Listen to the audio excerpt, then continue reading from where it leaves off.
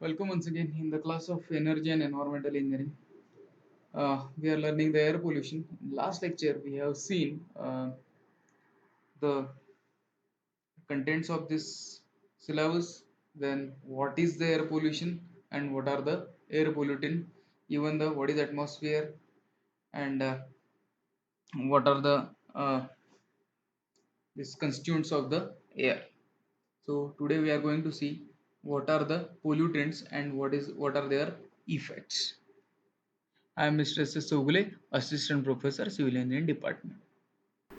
Now, amongst all these pollutants, five major pollutants are carbon monoxide, that is CO, sulfur dioxide, that is SO2, nitrogen dioxide, that is NO2, particulate matter, and ground level ozone. So, one by one, we will see all these pollutants. So, first, that is carbon monoxide.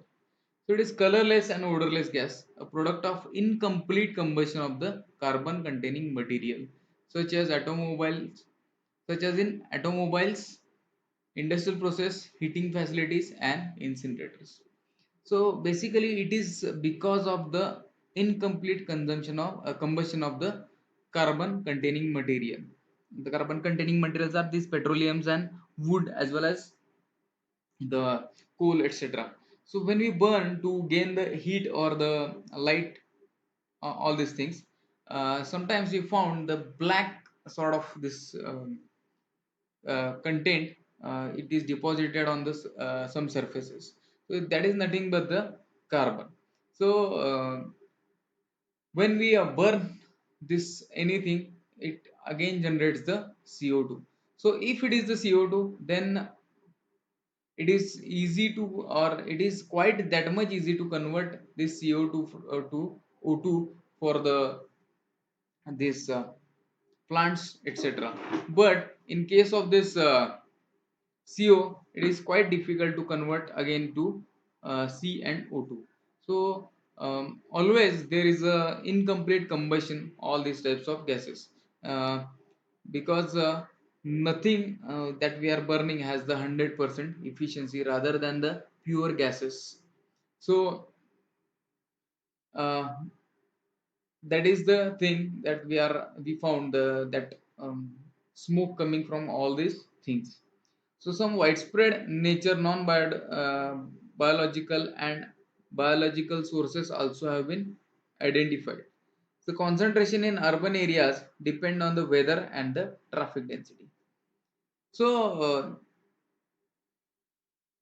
this CO emission, we have found in this urban areas, that is depend on the weather and the traffic density. If the weather is cold, so it tends to retain that particular that matter, and again if the traffic density is more, obviously the emissions of the from the vehicle, that is also more. So again the concentrations of these gases and this carbon monoxide is more in this particular area. So what is the effect of CO pollutant pollution on the health?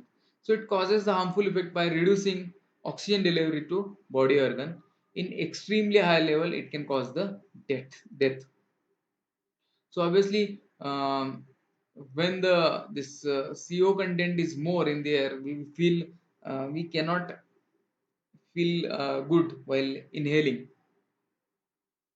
So the CO's affinity for the hemoglobin is 242 270 times greater than the oxygen. So it attaches to the this hemoglobin in the blood, and fetal hemoglobin has higher affinity for CO. So it competes with O2 to bind irreversibly with the hemoglobin. So it not get or not giving any chance to O2 to combine with the hemoglobin. So it is kind of polluting our this blood by this connecting to the hemoglobin. By this exposure to it, reduce the oxygen, that is carrying oxygen carrying capacity of the blood to the heart, brain, and other organs. Uh, so depriving body from the O2 causes headache, fatigue, and impaired vision. That is mental illness and the impaired vision. So I suggest you sometimes feel all these conditions, that is headache, fatigue, that is mental illness, not in such small cases, and impaired vision. When we are going to on the heights, we have the less concentration of this O2, so we feel these things, cause O2 pures the blood, and it improves the this carrying capacity of this or working capacity of the cells itself. So when we are not getting O2, so all these things will happen, that is headache, fatigue, mental illness, and the uh, impaired vision. So I suggest to see the series, that is Everest Beyond the Limit Everest, that there is a series. So in that particular series, they have shown uh, the bunch of the people are trying to climb on the Everest. Uh, so when they are going on the extreme heights where the supply of oxygen is less, so they found all these symptoms in between them. So this is because of the less concentration of oxygen. So our mind and body cannot work properly, and it can cause the death even, unless we are not providing the pure O2 to particular these people. Now the sulfur dioxide. So it is one of the several forms of the sulfur exist in air. The other include H2S, H2SO4, and sulfate salts. So hydrogen, it is hydrogen sulfide, then sulfuric acid, and the sulfate salts. So sulfur dioxide results from the combustion of the sulfur containing fossil fuel, and when coal and fuel oil are burned. So basically, as we discussed earlier, the fossil fuel also contains this sulfur content. So while it combines with the oxygen or burning with the something, so it combines with the oxygen, and it emits the sulfur dioxide. So basically, burning is nothing but the we have learned that matter remains the same, only is it changes from one portion to the or one form to the another form. So again, it changes its this sulfur form to the sulfur dioxide form. Uh, so the domestic fire can also produce the emission containing sulfur dioxide. Uh, that is, domestic fire means we are burning the coal, then the wood burning is there. Then acid aerosol, that is sulfuric acid H2SO4, is a strong acid is formed from the reaction of sulfur trioxide gas with the water. So this is again this SO3. Then what is the effect of SO2 on the health? So this effects on the breathing, then respiratory illness, changes in the lungs defenses, and aggravation of existing heart disease. So it effect on the breathing, then respiratory illnesses are there, then it changes or weakens the lungs defense system from the this foreign matter. And when you are the heart disease, so it gets this catalytic like thing, and it causes heart attack too. So these are the ill effects of this SO2 on the human health. Then the nitrogen dioxide. So nitric oxide, that is basically in this sulfur dioxide and dioxide in the this world of environmental, they termed as a SOx and NOx. So under this SOx, that SO2, SO3, all these things are coming, and in this NOx, that is NO2, all these things are coming. So nitrogen oxide, that is nitric oxide, that is NO, is produced by the combustion.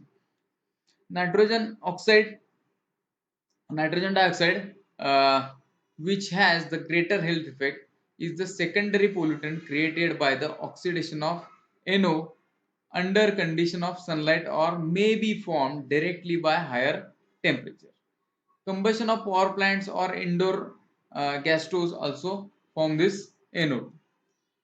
So it is the reddish brown gas present in car exhaust and the power plants. So the car exhaust had this color, that is brown. So it is because of this nitrogen dioxide. So level of exposure to nitrogen dioxide that should not be exceed, and there are who that is World Health Organization guidelines are there, are respectively 400 mu g, that is microgram per meter cube, that is 0.21 parts per million, that is ppm, for 1 hour, and 150 microgram per meter cube, that is zero point zero 0.08 ppm for 24 hours. So these are the level of exposure has been given by the WHO. And that is for the 24 hours. So these exposure levels should not be exceeded. So what are the effects of this NOx pollution on the health? So it irritates the lung, lower the resistance to respiratory infections such as influenza. So again, it weakens our defense system to the viruses of influenza, and again so many viruses are there. So obviously it irritates and weakens the our immunity system. Now the particulate matter. So it represents a complex mixture of organic and inorganic substances. The mass and composition tend to divide into two principal groups. One, the coarse particle larger than 2.5, that is micrometer in aerodynamic diameter, and fine particles smaller than the 2.5 millimeter, micrometer in aerodynamic diameter. So again, it is the coarse particle larger than 2.5 micrometer in aerodynamic diameter, and fine particles smaller than 2.5 micrometer in aerodynamic diameter. The smaller particle contains the secondary formed aerosols, combustion particles, and recompensed organic and metal vapors. The large particle usually contains the Earth's crustal material and fugitive dust from roads and industries. So again, the dust from the roads and the construction works are also part of this pollution itself. The particulate matter of respirable size may be emitted from the number of sources. Some of them are natural, that is dust storms, and many others are more widespread and more important, that is power plant, then industrial processes, domestic coal burning, then industrial incinerator. The effect of particulate matter on the human health is chronic bronchitis, then emphysema, as well as people with the heart disease. Exposure can trigger asthma attacks and cause wheezing, coughing, and respiratory irritation or in individual with sensitive airways. That is, those who have the this nostril or the this respiratory problems. So those will have the irritations with the particulate matter. Now the ground level ozone. So this is formed when the pollutants such as nitrogen oxides and volatile organic compounds, that is VOC, reacts in sunlight. High level can cause breathing problems, reduce lung function, and trigger the asthma symptoms. So basically, ozone is nothing but the O3. That is another this part of, or the another what we can say, another form of this oxygen. So you might have gone through the this nascent oxygen or O, only O. So there is O also, O2 is there, and O3 is there. So basically we are breathing with O2, and O3 and O are quite dangerous to our health. So this high level of O3, that is ozone, can cause breathing problems, reduce lung function, and trigger asthma symptoms. The ground level ozone can also seriously damage to the crops and vegetation.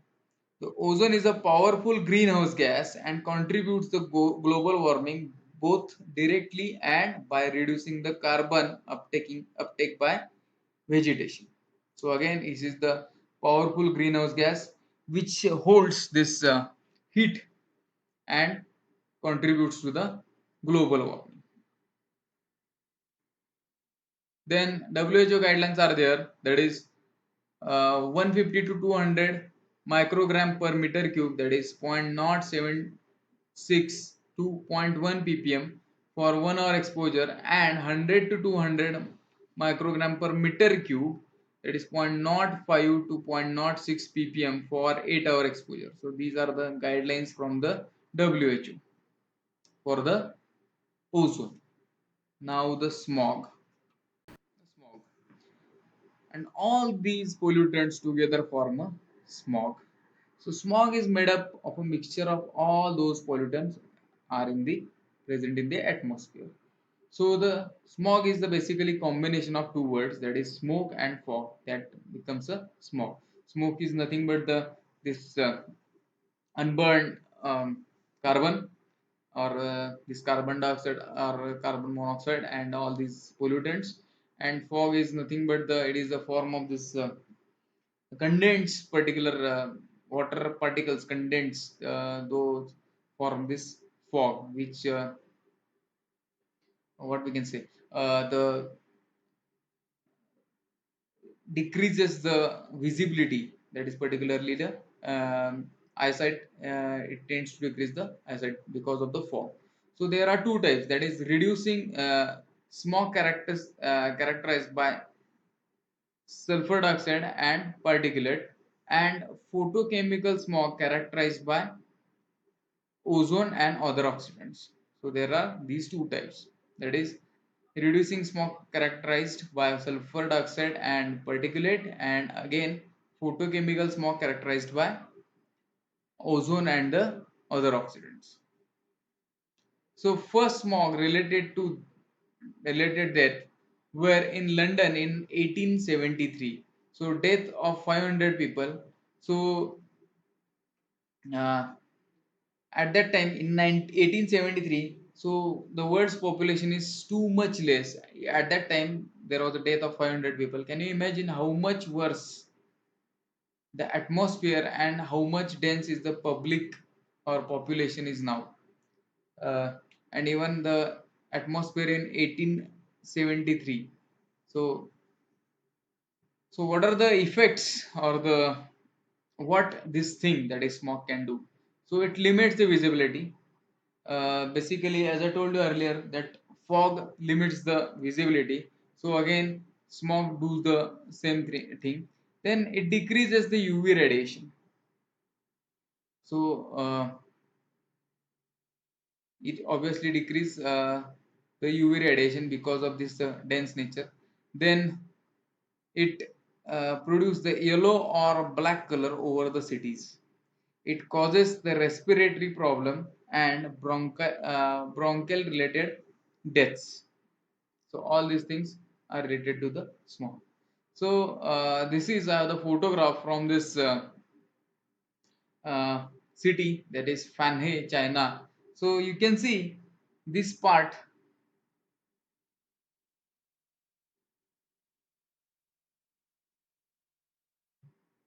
that is this part have the smog over here, and this is the sunny day on the same city. So here you can see this buildings, these buildings you can see they are not clearly visible, and on the other side the buildings on the same distance, those are quite clearly visible. So these are the effects of particular. So as I told you earlier, if you go on this um, cities like this Pune, Mumbai, so you also can see all this thing, that is this kind of smog on the uh, this particular cities over there. So again, we have this smog-like situation in November also in the Delhi itself. So they have gone for the this odd even for limiting this what we can say, um, limiting this pollution. They are gone through for the solution, that is this limiting a particular this is again another photo of this photochemical smog over Mexico City. So here you can see this layer of smog. This is in the December 2010. So this is all for today's lecture. Today's references are again slideshare.net, and even I have taken some images from this Wikipedia also. So thank you for today's lecture. So to add something about the Great Smog of London also. So the Great Smog of London, or the Great Smog of 1952, which is was a severe air pollution event affected this London city in early December of 1952. So this period of unusually cold weather combined with the anticyclone and windless conditions. So these collected this airborne pollutants, and mostly these are arising from the coal. So they form very thick smog layer over the city, and it lasted from the Friday 5 December to the Tuesday 9 December in 1952. So these are the thing on that climate itself.